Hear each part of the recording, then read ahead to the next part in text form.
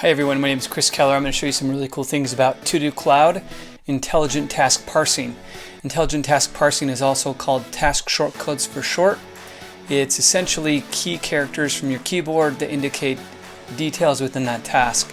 Here are the basic ones. We've got them in a little shortcut from your main screen. You can also click view other examples and see lots of details, which we'll show in just a moment.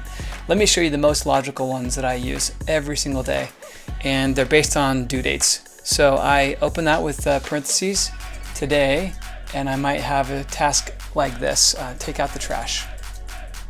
That one drops right in. I'm going to drop it into my inbox.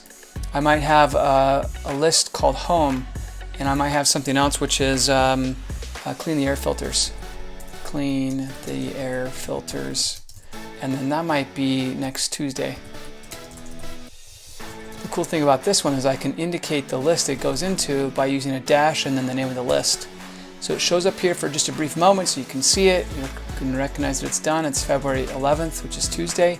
Then it refreshes and it drops in here. That's one item, and you'll see that clean the air filters is right there. It's also really powerful for tags. So I might say across my list organization, I want to track things that I do for my spouse.